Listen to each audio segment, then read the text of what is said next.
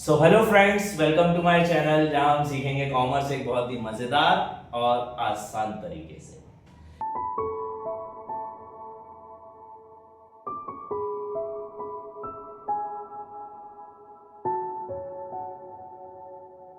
इस पूरी ID series की ये नेक्स्ट वीडियो है। मैं एक नया वाला चैप्टर, पूरा ही न्यू चैप्टर एक स्टार्ट करने वाला हूं जिसका नाम है एम्प्लॉयमेंट। एम्प्लॉयमेंट क्यों जरूरी है इकोनॉमी के लिए, क्या चीजें इसमें आती हैं, work force, labour force, participation rate, unemployment क्या होती है, कितने प्रकार की होती है, क्यों होती है, क्या रीजन है, और भी इससे रिलेटेड कई सारे टॉपिक्स अपन इस चैप्टर में पढ़ने वाले हैं। अगेन एक बहुत ही आसान, बहुत ही सिंपल सा ये यूनिट है ना। ज्यादा से ज्यादा एक वीडियो में ये कवर हो जाएगा। हाँ, बस वो वीडियो में शायद 2 कट्स आएंगे क्योंकि मेरे को इसको पूरा रब करके लगाना पड़ेगा। तो इस वाली वीडियो में मैं इस पूरे चैप्टर को खत्म करूंगा, नेक्स्ट वाली वीडियो में मैं नेक्स्ट चैप्टर खत्म करूंगा, और फिर हमारा सिर्फ एक ही चैप्टर बचेगा इंडियन इकोनॉमिक डेवलपमेंट का, विच इज कंपैरेटिव स्टडीज। वो जो कंपैरेटिव स्टडीज हैं, वो कंपैरेटिव स्टडीज मोस्ट प्रोबेबली 2 या 3 वीडियोस में बन जानी चाहिए, ठीक है। और जैसा कि मैंने आपसे वादा किया था कि 2 या 3 तारीख तक मैं आपको पूरा आईडी का सीरीज कंप्लीट कर दूंगा, और मैंने वैसे ही कर भी दी, ठीक है। तो आज अपन स्टार्ट करते हैं हमारा एक नया टॉपिक, एम्प्लॉयमेंट। सबसे पहले बात करें एम्प्लॉयमेंट होता क्या है। तो employment, what do you mean bye employment? Employment क्या होता है सर? बहुत सारे लोग, हम लोग कई बार हमारे डे टू डे लाइफ में इस चीज का जिक्र करते हैं एम्प्लॉयमेंट का। That sir, that person is employed, वो जो बंदा है वो एम्प्लॉयड है। I am employed person in my school, मैं मेरे स्कूल में एम्प्लॉयड हूँ। एम्प्लॉयमेंट होता क्या है? तो एम्प्लॉयमेंट इज बेसिकली एक्टिविटी। ये एक तरीके की एक्टिविटी होती है जिसमें लोग अपनी डे टू डे अर्निंग कमाते हैं, उसको हम क्या बोलते हैं? एम्प्लॉयमेंट बोलते हैं। यही सेम बात वर्कर्स के लिए भी आती है। अब सर एम्प्लॉयमेंट में होते कौन लोग? एम्प्लॉयमेंट में वर्कर्स होते हैं, आपके और मेरे जैसे लोग होते हैं जो काम कर रहे हैं। We are workers, we are working somewhere, और we are working for ourselves, they are known as workers. अब इनमें कई सारे छोटे छोटे टॉपिक्स हैं बेटा, है ना, बहुत ज्यादा खास, बहुत बड़ा और बहुत ज्यादा टिपिकल चैप्टर नहीं है। देखा, मैंने बताया था ना आपको, पूरा इंडियन इकोनॉमिक डेवलपमेंट 8 चैप्टर्स लगभग 10-12 वीडियोस में कवर हो गए, और पूरे 8 चैप्टर्स इतने आसान है कि आपको 40 में से 40 नंबर लाने से कोई भी नहीं रोक सकता, ठीक है। बात करें वर्कर्स की, वर्कर्स कौन होते हैं या वर्कर कौन इंसान होता है? तो वर्कर इज अ पर्सन, ठीक है, who is engaged in some kind of economic activity. हर वो इंसान जो कि किसी प्रकार की इकोनॉमिक एक्टिविटी में एंगेज्ड है, उसको हम क्या बोलेंगे? वर्कर बोलेंगे। सपोज मान के चलते हैं कि आई एम वर्किंग इन समवेयर, मैं स्कूल में काम करता हूं, ठीक है। सो मैं जिस भी स्कूल में काम करता हूं आई एम वर्कर। मैं सर मेरी खुद की कोचिंग भी पढ़ाता हूं ऑफलाइन, ठीक है, समाधान एकेडमी नाम से, then also I will be considered as worker. एक फार्मर उसके खेत में काम कर रहा है, then also he is considered as worker. एक कोई बिजनेसमैन है, एक कोई दुकानदार है, शॉपकीपर है जो उसकी किराने की दुकान पे काम कर रहा है, then also he is considered as worker. तो ईच एंड एवरी पर्सन, हर वो इंसान जो किसी प्रकार की इकोनॉमिक एक्टिविटी में क्या है? एंगेज है, और अपनी डे टू डे लिविंग कमा रहा है या फिर पैसा कमा रहा है, मनी कमा रहा है, उसको हम क्या बोलते हैं? वर्कर बोलते हैं। ये समझ आया वर्कर कौन होता है, ठीक है। तो worker can be anybody, worker कोई भी हो सकता है, ठीक है। वर्कर एक वेज वर्कर हो सकता है। वेज वर्कर यहाँ पर मतलब कि किसी के यहाँ पर जाकर काम कर रहा है। लाइक मैं अगर किसी स्कूल में काम कर रहा हूँ, then I will be considered as worker, ठीक है। I am a wage worker। एक तो वेज वर्कर होता है, दूसरा होता है सेल्फ एम्प्लॉयड वर्कर,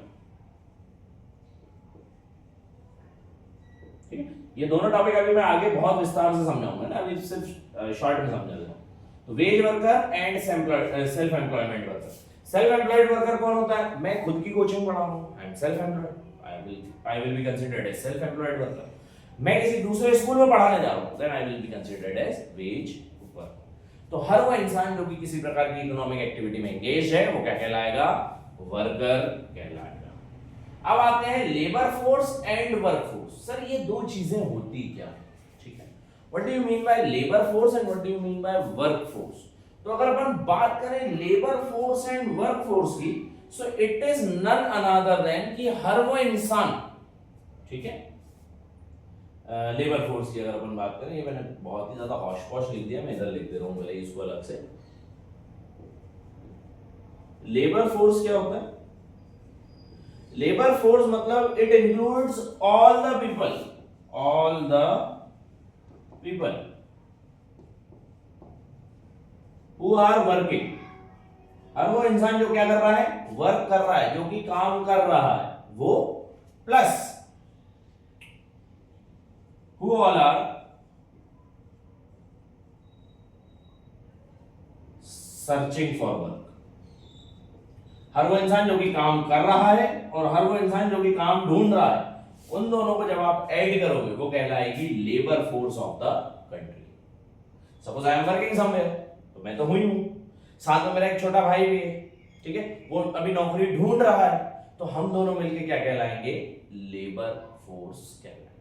तो labour force is the total population of the country, ठीक है, एक total population of the country in which all the people who are working और which includes all the people those who are working plus who all are searching for work. मतलब labour force क्या होता है sir?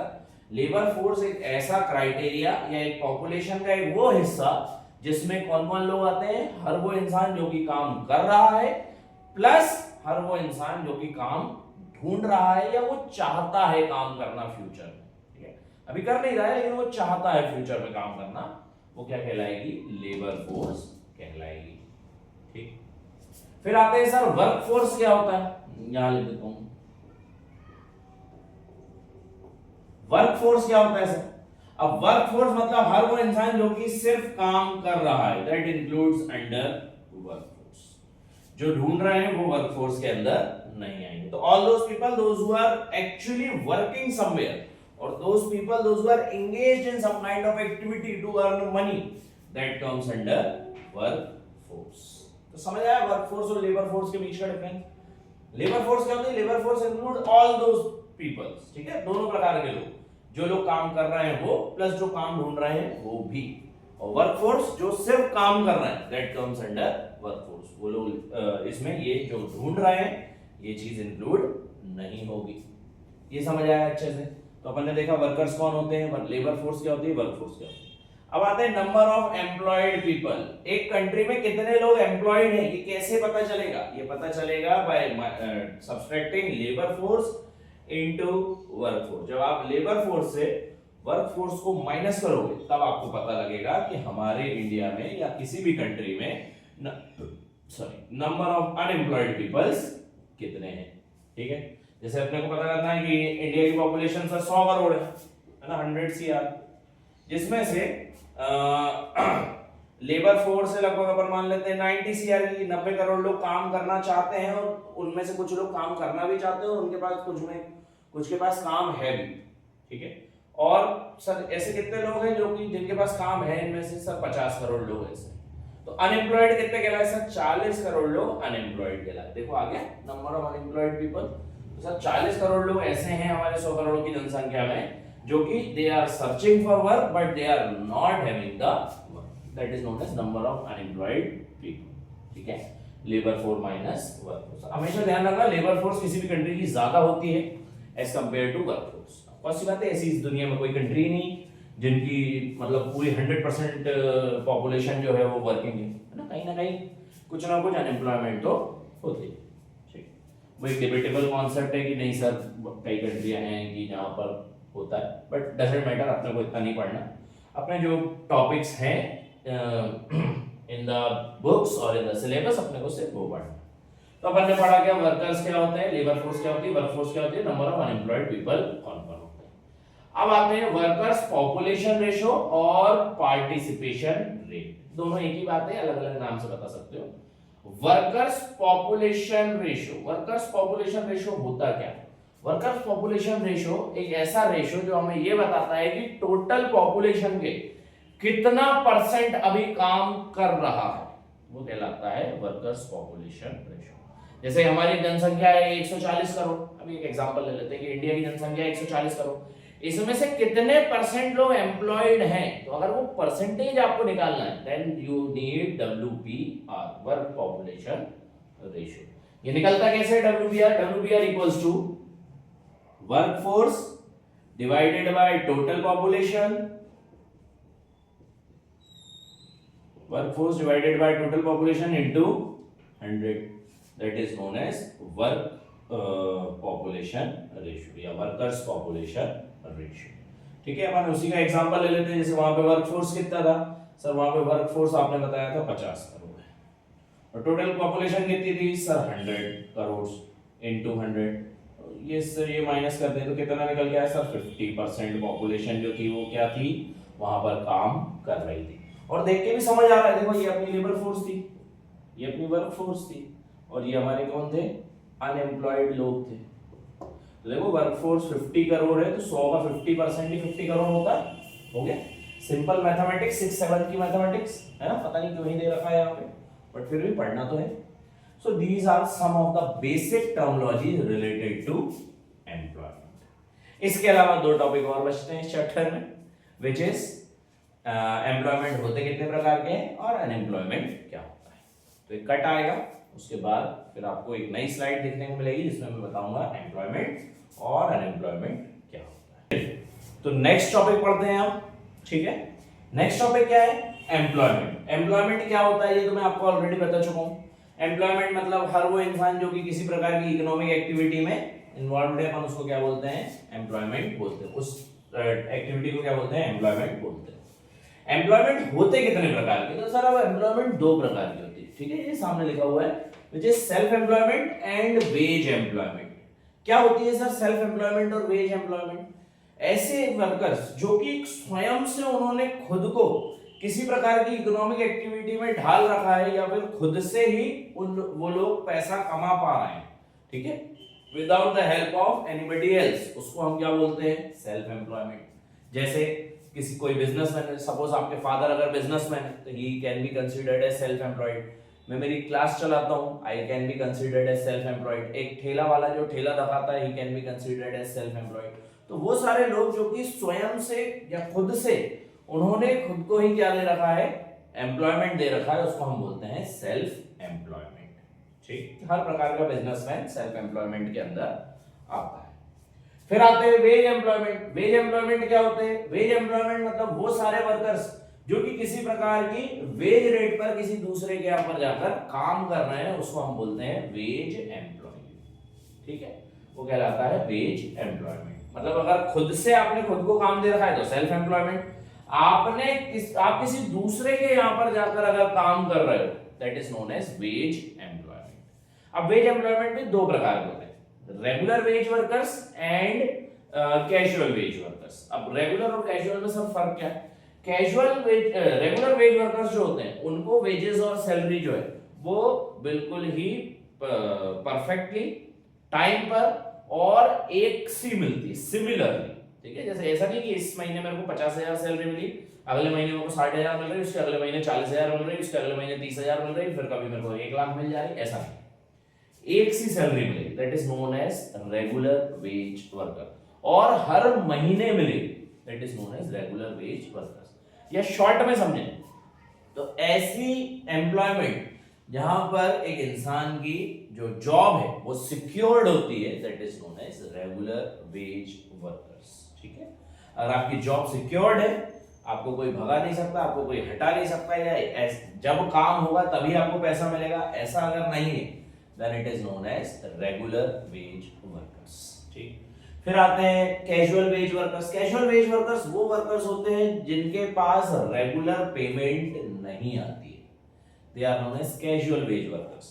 हमारे घर पे कोई जैसे तगाड़ी ढोने वाले आते हैं, है ना, जो लेबर आती है, जैसे हम छत डलता है तब लेबर आती है, they are considered as casual workers. जब तक काम है तब तक पेमेंट मिलेगी, जैसे ही काम खत्म हुआ पेमेंट मिलनी बंद हो जाएगी, that is known as casual wage workers, ठीक है।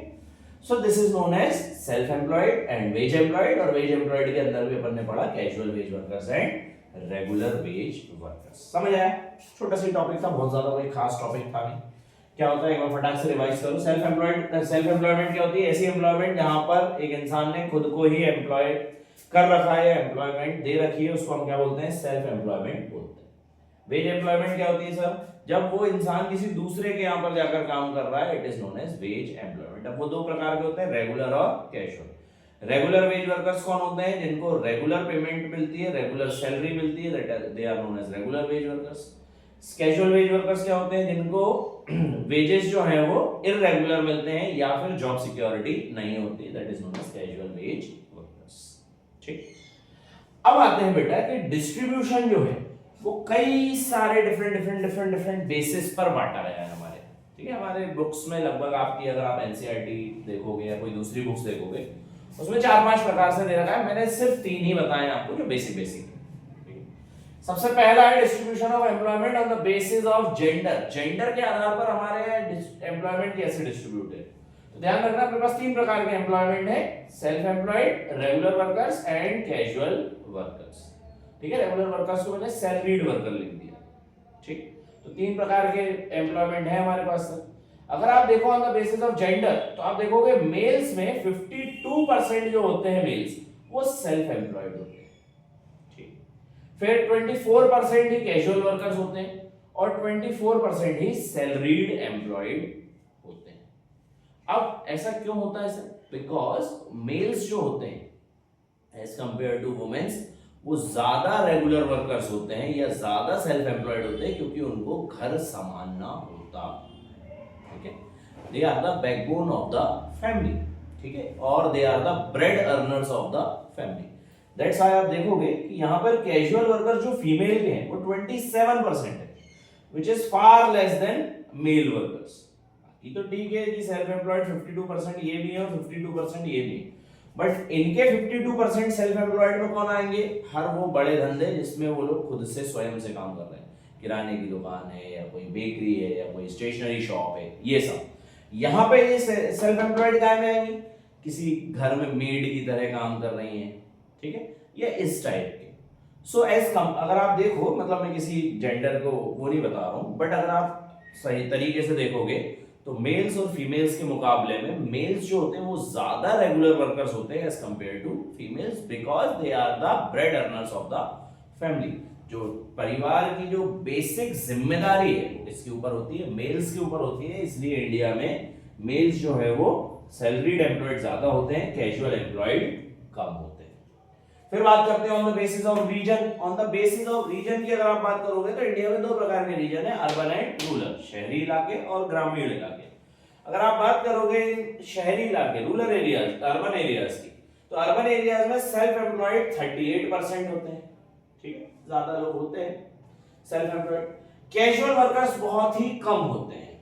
ठीक है, और regular salaried workers, regular salaried employed 47% होते हैं। ऐसा क्यों होता है? क्योंकि आज भी हम देखते हैं कि हमारे गांव क्षेत्रों से लोग बाहर काम करने जा रहे हैं ताकि वो अपनी फैमिली को सपोर्ट कर सके या फिर वो ज्यादा पैसा कमा सके, जो कि उनको रूरल एरियाज में वो अपॉर्चुनिटी नहीं मिल पा रही है। वो सारी अपॉर्चुनिटीज उनको अर्बन एरियाज में मिल जाएगी।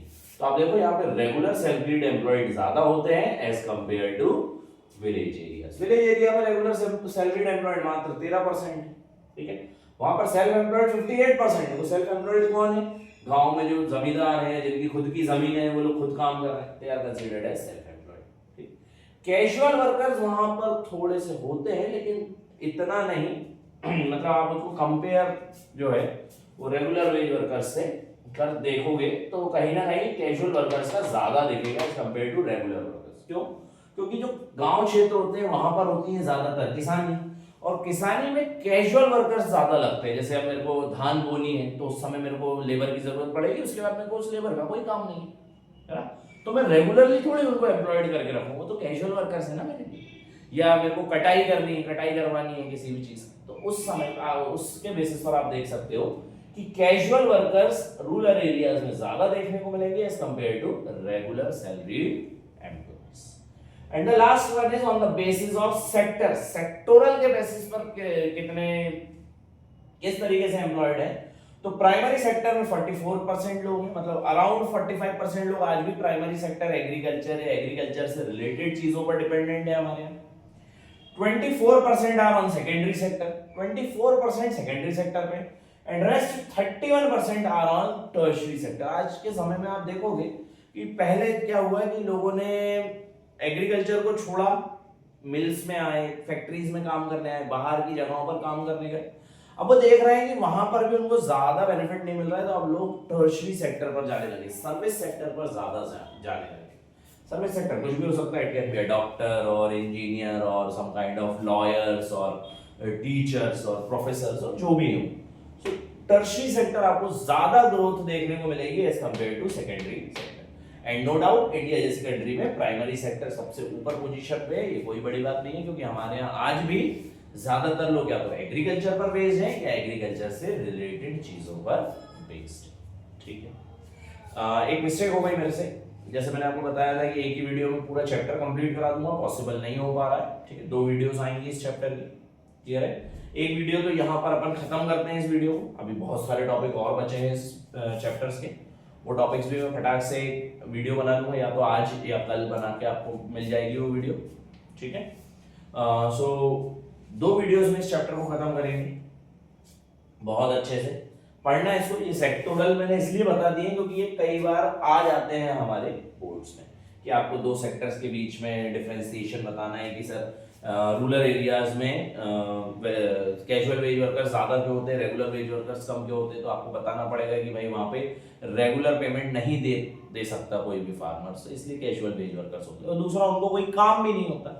तो इस टाइप के आपको वहां पर आंसर लिखकर आने पड़ेंगे। बाकी इससे पहले वाली स्लाइड में और इस वाली स्लाइड में जो भी डाउट हो कमेंट में बताओ, ठीक है, मैं वापस से एक बार फिर से समझा दूंगा। Till then thank you so much. ये वीडियो आगे और कंटिन्यू रहेगी, मतलब इसकी एक नेक्स्ट पार्ट और आने वाला है इस वाली चैप्टर का, वो भी देखना। इस वीडियो को शेयर कर दो अपने दोस्तों के साथ ज्यादा से ज्यादा, सब्सक्राइब करो मेरे चैनल को, and please keep supporting. All the best for your papers. Thank you so much.